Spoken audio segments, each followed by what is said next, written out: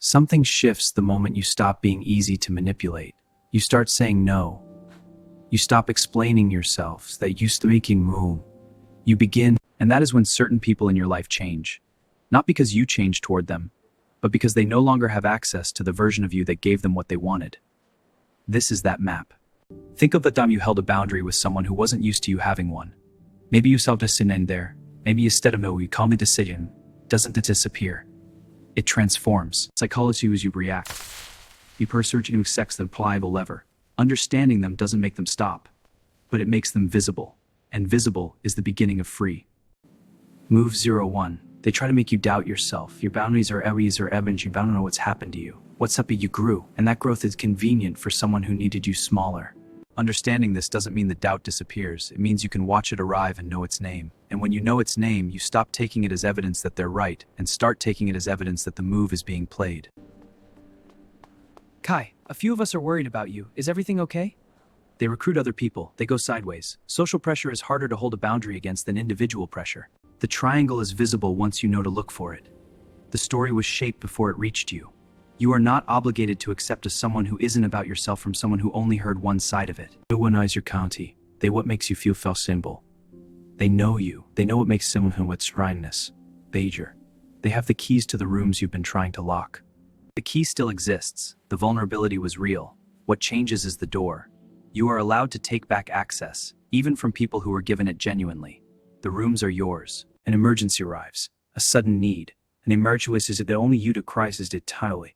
And sometimes the crisis is real but tiled, and sometimes the crisis you've begin to pull back. When the crisis and the boundary align this consistently, it stops being coincidence. It becomes data, and data changes what you do at the next crisis. You can respond to the crisis without dismantling the boundary. Those two things are not mutually exclusive. The cold from pain but from repugnant. It's the absence of their approval feel like a constant economy. That is designed to feel like a constant cog. For people who grew up equating love with approval, or peace with compliance, this silence can feel almost unbearable.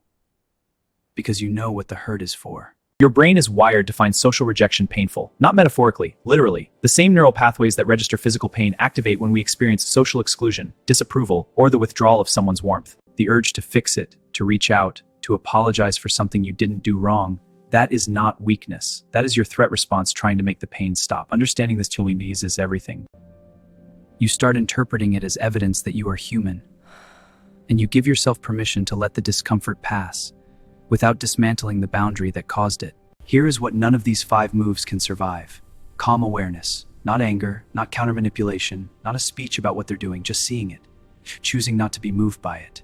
The moment you can watch someone's control shift without reacting to each move, the game ends. Because the game only works if you don't know it's being played. Emotional intelligence isn't the ability to feel less.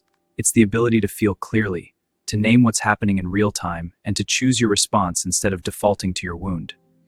You are allowed to love people and not be controlled by them. You are allowed to care deeply and still hold your ground. Those two things are not opposites. They are, in fact, the definition of a healthy relationship. The people who genuinely love you will not punish you for having boundaries. They may be surprised. They may need time to adjust. They may even push back once imperfectly, humanly, but they will not run the 5 moves.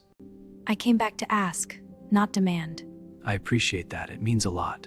It's about choosing back. And they will ask, not demand, to understand. The ones who do, keep them close. The ones who don't, that is also information. And you are now someone who knows what to do with it. This is the other side of the 5 moves.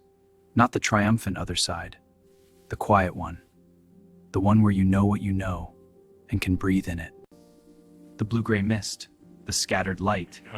The white-blue spots. You didn't have to comment. But if you recognized one or all 5, you name is where the power shifts.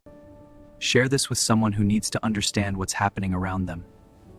Subscribe. Every week, the emotional intelligence no one taught us in school.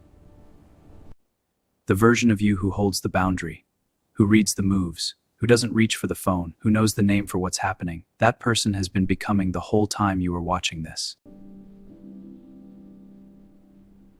Grounded, certain. I'll see you in the next one.